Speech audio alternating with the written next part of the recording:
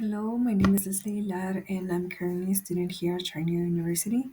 Today, I'm going to be doing a presentation of the cognitive processes involved in rural driving.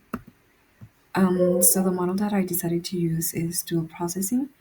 This model includes two systems. The first one is automatic, which is the unconsciously. It's fast and effortless. And the second system is the control system, which is a conscious one. This one is like slower than system one, much slower because it requires more effort and analysis into it. And the model is going to be like driving in a known location in a rural area.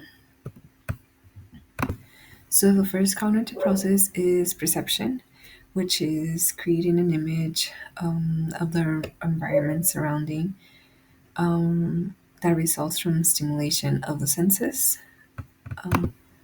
So I focused on visual and auditory. So visual is perception is the things you could see, and auditory are the things that you could hear.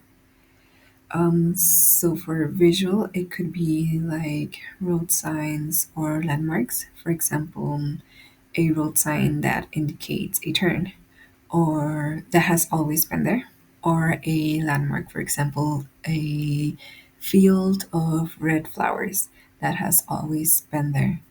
For the auditory, it could be if you're driving past a farm that has always been there. Um, you could hear like tractor sounds or the different farm animals in the farm. Um, for system two, the visual one could be like a new sign. So a sign of maybe like a bump on the road that was not there. Or like for auditory, it could be sirens. So for example, if you're passing by and there's a new factory, and when you pass through it, there's like a lot of noise of like sirens. Um, so system two is like things that were not there. Um, So the next cognitive process is attention, which is focusing on a stimulus, in this case, in the road and ignoring the rest. So for system one, which is the automatic system, for the selective attention, it could be to focus on something specifically. It could be like a sign of a curve, a specific sign, um, or it could be sustained, which is the one that's mostly used in driving, which is you're focusing on the general road, but you're not paying attention to the specific details of the road. So for system two, which is the control system, something that was not there before. So for selective, it could be like a new sign of maybe a detour or something like that. So you pay attention to that specific sign and ignore the rest. And for sustain, it could be on a sirens. It could be sirens. So for again, if you're passing through like a factory, but that factory was not there, it's a new factory, and you're hearing a lot of noise. You pay attention to it because like it was not there the first time you passed through the road. So the next cognitive process is going to be memory. So short-term memory holds information for a brief amount of time, and long-term memory holds large amounts of information for longer periods of time. Um, and so for system one, semantic and procedural memory are both long-term memories. Semantic memory is like knowing the facts. In driving, it could be like the speed limit of driving in a rural area, or like the different laws that there are in driving, or like what each road sign means. Um, for procedural memory is like basically skill memory.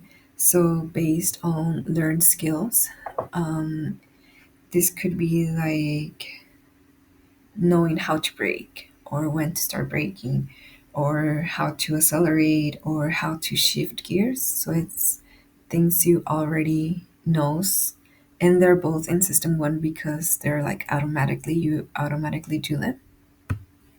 So for system 2 again, it's the control system, so something new that happened. um, and here I put episodic and working memory. So episodic is long term and working memory is associated with short term. So episodic is memory from experiences. For example, if you're on the road and it starts to rain, that could make you remember a time where you were also driving on the road, on that specific road, and it started to rain and the road got flooded because it's mostly dirt, so it's more usual for them to get flooded. Um, and working memory is using information that happened during a complex task. So, for example, if you come across a detour because of construction, and there's like a person that's giving directions, or there's like a sign with specific directions on the detour. Um, so, while you're driving on the detour, you use the directions you just received and just processed to go through the detour and back into the road you were. So it's like taking more steps in it. Um, and it's like taking more time. That's why it's under system 2. So the next process is decision making, which is just making a decision based on like the situation that you're in. Um, so for system 1, again, the automatic system. Heuristic is when you use rules or mental shortcuts to get through a situation quick. That's why it's under system 1. So, for example, if you start to see that it's a good road, which means that it's a straight road, and it's mostly clear, so it doesn't have a lot of rocks or bumps or holes in it. You you decide to maintain the speed of the car because it's like the staying one. You don't have to slow down because of a bump, or you don't have to accelerate it because you're like starting again. You just decide to maintain the speed. Um, and routine is using known patterns to do something. So, for example, if you know that a turn is in close proximity, you automatically start to slow down. So when you come to the turn, you already like came to a stop and and make a turn. And for system 2 is analytical. So analytical means that you need to analyze different options available in that situation. Um, so, for example, if something is blocking the road, the options are to just stop the car and wait for somebody to do something, or you could get out of the car to move it, or take a detour. For all of these options, you need to consider the risk. So, for example, if you just stop, a car could be like going very fast and crashes behind you. Or if you decide to get out of the car and move it, um, somebody could run over you, or if you take decide to take a detour, you could get lost. So you're analyzing the different options and the risk they have, or like the strengths that it has, and then you make a decision based on those things. So it's taking again more time than the first one, and more effort and analysis.